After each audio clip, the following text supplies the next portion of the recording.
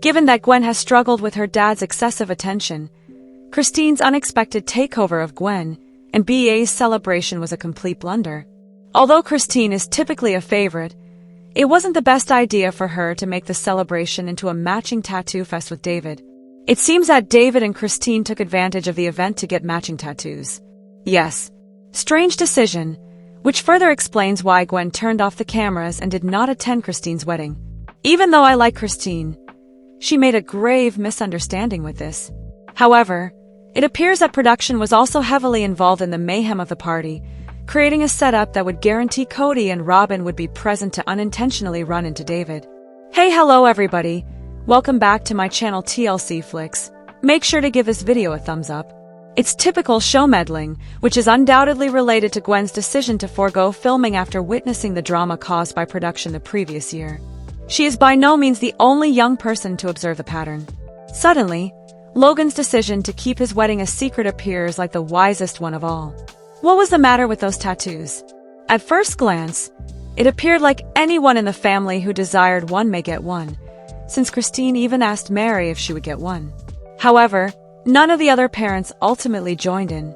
Perhaps the editing is just so good that it gives the impression that Christine is taking over. Has anyone else noticed that? Did Kody and Robyn exclude her children from Gwen's celebration and Tony and Mykelti's visit? They seem to be the only ones who aren't even making an effort to give Robyn's children a sense of belonging. You know, we can't have that Pew Robyn signature line if Robyn and Kody really brought the original family's children. My little girls and the tenders don't feel safe there. Not to mention how Robyn simply ignored the fact that Aspen was angry over Kody's absurd rules in an attempt to portray Aspen as heartless over Thanksgiving. When the cameras aren't rolling, you have to wonder what Robyn says. Even though she acknowledges that it's not her decision, Robyn actually had the audacity to wonder if Christine should still be seen as a member of the family now that she's with David. It seems like she doesn't feel right about it. But let's face it, regardless of Robyn's opinion, Christine will always be a part of the family because she has 6 children with Kody.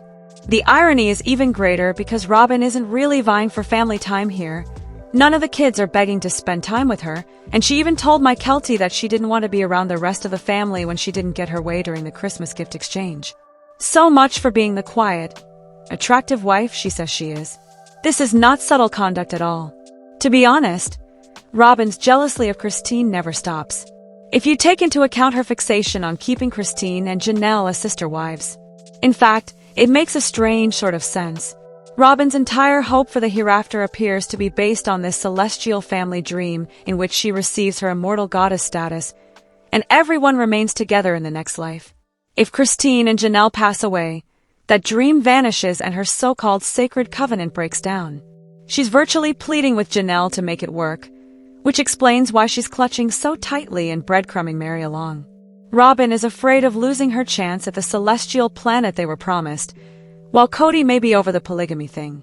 However, because to her bonds with the children, Precious remains a part of the family, Kody and Robyn are the ones who are actually drifting apart. By disregarding everyone else and acting as though they were the family, they are the ones who alienated everyone else. They are no longer with the real family. They simply aren't prepared to acknowledge it. When Gwen made a joke about his age at her bridal shower, did anybody else see David's embarrassing retort? "Your mom didn't think I was old last night, seriously," at her engagement party with Christine's kids sitting right there. He came back. David, you made a brave decision. Perhaps reserve the bedroom banner for times when you don't have a front-row family audience, even though you two are in love. Perhaps David felt he was just participating in, but the whole family has a long history of making smart-ass, embarrassing comments, and sure, Mykelti and Tony have been known to go too far. However, it's not exactly what anyone wants to hear when it's a joke about your own mother. Gwen's response was undoubtedly universal. Some claim that David is merely attempting to fit in with the family's mood, as seen by Tony's well-known third date is the sex date line. Perhaps David was trying to fit in with his comment. However, seeing Christine and David criticized so severely when all they're doing is taking advantage of a second opportunity at happiness is a bit shocking. Would anyone really want to see David and Christine act as distant and aloof as Kody did with his wives? The episode teaser for next week is shocking. To be honest, it was devastating to watch my Sibyl sob as she questioned whether Christine's marriage to David was simply a replacement for her father. She still has hope for that relationship, even if Kody consistently puts her last. Even worse is the fact that this was filmed more than a year ago, and based on the older children's accounts, Kody has yet to try to get back in touch with them. Then there are those who genuinely think Kody is having a great time with Ariella and Solomon, despite hardly being there for her. It enrages me. At least David Hunter and Logan are good role models for these youngsters, and David's presence doesn't seem to be an attempt to take Kody's place. He's just there to fill the void Kody intentionally caused. When his children lived close by, Kody had plenty of opportunity to develop relationships with them, but he didn't prioritize it at the time, and he doesn't now. In contrast, David is totally involved helping Christine, organizing outings, and genuinely participating in the lives of the children. And it's understandable why David is turning into the father figure Kody could have been but decided not to be when you contrast his participation with Kody's distance. Kody's connections all appear to be conditional, which is a terrible fact. His treatment of Robyn's smaller children only works as long as they comply.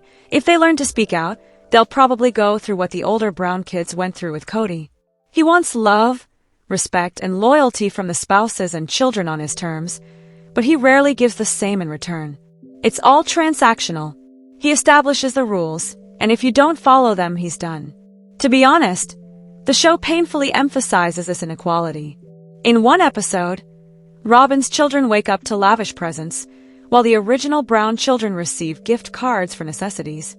This is the kind of partiality that no child should have to witness. His participation with Robyn's children raises questions about how much of it is a show-off. It's definitely much less utopian than he wants the audience to think, and given Robyn's intense devotion to Kody, she would undoubtedly put his rules ahead of her own children if they ever disobeyed. Although it's difficult to watch the show become so intimate, perhaps David's presence will provide the security and love these children need. There's no doubting that Christine wasn't exactly kind to Meri over the years, but her treatment of her is frequently ignored. It's true that Meri is frequently criticized for not standing by Christine after she left Kody, such as when she responded to Kody's harsh remarks by saying, "I'm glad Kody said it common." However, Meri wasn't exactly supportive of Meri during the catfish scandal, which was caused by years of abuse and neglect by Kody. The same kind of treatment Christine eventually received in Flagstaff following the catfish incident. Christine began to emphasize her relationship with Kody, became close to Robyn instead of being friends, and even appeared to embrace her new favorite wife role in Vegas.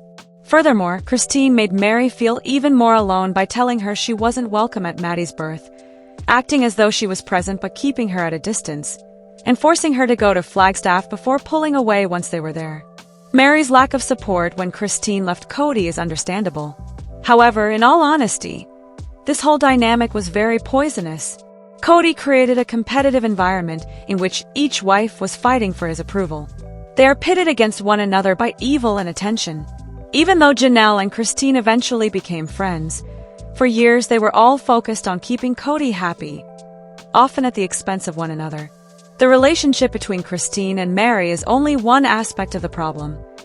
The true cause is Kody and the atmosphere he established, which Robyn actively fostered. He had harmed his wife, strained his ties with his children, and essentially left everyone attempting to survive in his circle. Regarding Maddie's birth, it's frequently exaggerated that Christine told Meri she wasn't desired. The entire family stayed because Maddie didn't specifically ask them to leave, even though she mostly wanted Caleb by her side. Although it's a brief instance, it demonstrates how quickly conflicts and family dynamics can be misunderstood and intensified. Although none of the spouses were faultless to one another in the end, Kody bears the majority of the blame for this broken family. Furthermore, Robyn isn't entirely innocent. You could almost see Kody lose his temper when Ariella hit the vehicle with her shovel while playing in the snow, but he quickly recovered, most likely due to the cameras watching him. To be honest, though, it feels like there's more going on here. Ariel is approaching the age at which Kody's focus typically wanes. Historically, when his children reach the preteen years and begin to think independently, Kody appears to lose patience and distance himself. Kody and Robyn have lavished Ariel with attention thus far. She hasn't received much discipline. She has had the luxury of setting her own bedtime and has had few boundaries. But if history repeats itself, he might start treating her differently as well if she starts to test him with the same independence and sass that he has rejected or neglected in his older children. It seems as if the fleeting facial expression was a preview of his future, more forthcoming response. According to others, Ariella will grow up to be a bit of a wild child. Given her unstructured upbringing, it wouldn't be shocking if she started to doubt Kody's authority. He might turn against her as she grows older, just as he has done with the older children who have ventured to express their ideas. It's interesting to note that Ariella shares many of Kody's personality qualities. Having received his undivided attention as a child, she is likely to notice his tendencies and perhaps even return the favor. She may wind up confronting both Kody and Robyn, which could complicate their relationship. We'll see if Kody's favoritism endures, or if she too will experience the disconnect her older siblings have faced. Although there is no indication that she will become a terror, it's easy to imagine her becoming a pain in Kody's side and possibly treating him with the same contempt he shows his older children as she gets older. When Maddie and Aspen got married, the episodes were about celebrating their love stories without much extra turmoil, grabbing the show's attention. Gwen likely expected her engagement and wedding to receive the same attention and respect as her siblings' festivities. Gwen may not have expected her engagement party to become a sideshow showcasing her parents' ongoing problems, Christine's relationship, and Kody's drama, but by the time she got engaged, the dynamics of the Brown family had changed dramatically due to the chaos of the 3 divorces, the 3 deists, and Christine's new relationship with David grabbing the attention of the cameras. Gwen didn't want TLC to be a part of her wedding, which is not surprising. Having witnessed her brother's struggles, she probably wished for a private celebration with be away from the media limelight. She was aware that any film would unavoidably highlight the family's problems rather than her love story. Additionally, she said on her Patreon that TLC had actually deceived her into signing an NDA during her engagement party, which infuriated her because she didn't want TLC to be involved in any aspect of her relationship with B, including the proposal, wedding preparations, and anything in between. Gwen's decision to forego Lehan's coming-out episode says a lot. While her siblings benefited from earlier, more direct coverage, Gwen has discovered that her parents' drama would probably take center stage. So she has decided to keep her life private in the hopes of receiving the kind of attention she wants. It is evident that she wants her private moments to be just that, personal, not staged and edited for drama. She once had a bond with her sisters. Robyn isn't exactly as bashful as Kody describes her as. We've witnessed her in innumerable instances where her actions appear to be more anxiety-driven awkwardness than shyness. When surrounded by individuals they know well, a timid person usually warms up, but even when Robyn is among the Brown kids she has known for years, she still keeps to herself. For instance, at my Kelty celebration, she watched from the doorway rather than actively participating in the family activities. Although shy people might be quiet, Robyn comes across as awkward and stilted in her interactions, which is more indicative of a lack of social confidence than introversion. It's interesting to note that Robyn's daughters are equally reticent and seldom show up at family events. They seem to be imitating her strategy, steering clear of loosely structured social settings and possibly noticing her hesitancies. Additionally, many are curious about Robyn's behavior when the cameras are not filming. Is she more prone to cry and avoid people because of the continuous shooting, which exposes her most vulnerable side? Does she have any pals that let her be herself and unwind? Or does she have a more playful side? We typically see Robyn in a condition of emotional overload or avoidance, but if she is truly timid, she may actually be more outspoken in private circumstances. It would be beneficial to depict Robyn in a truly joyful and lighthearted moment if the show's goal was to make her more accessible. For example, showing her having a good time on a shopping trip with a friend or sharing a humorous moment may demonstrate her personality without adding too much emotional weight. It did seem that Meri, who had seniority, was punishing Janelle and Christine by supporting Robyn as Kody's formal wife, but my new understanding of Meri's legal divorce adds an illuminating depth to what was initially a confusing move. Since Meri was engrossed in what she believed to be a new online romance, it was reasonable to suppose that she would discreetly leave anyhow, which would ease the transfer. The adoption tale felt convenient, like a cover story they used to avoid criticism. However, it's becoming more and more obvious that Meri had no concept that the legal marriage should be ended after witnessing her undying devotion throughout the last few seasons. Meri's trust in Kody and Robyn regarding property and decision-making only serves to highlight her inability to believe they would betray her, even though that is exactly what they did. The catfish incident that occurred after the divorce may have been her first real glimpse of her own lack of power. It appears that Kody and Robyn positioned her into it knowing that she was blindly loyal and desperately wanted to win back Kody's love. They knew she would comply, especially if they framed it as for the benefit of the family. In that way, the distance was not caused by the catfishing, but rather by her reaction to her subsequent alienation. With her own social status at an all-time low and Kody's affections gone, she might have felt that going back was her only option, especially considering the religious expectations from her family and upbringing. The whole situation has a very cult-like feel to it, where leaving even unintentionally meant extreme humiliation and isolation, which made Meri double down on loyalty as a defense mechanism. Robyn frequently chokes, gets red-eyed, or her voice shakes, all of which are classic signs of emotion. But a single tear is almost like the holy grail of Robyn moments. According to what you're saying, we might have finally acquired that elusive tear after all these seasons.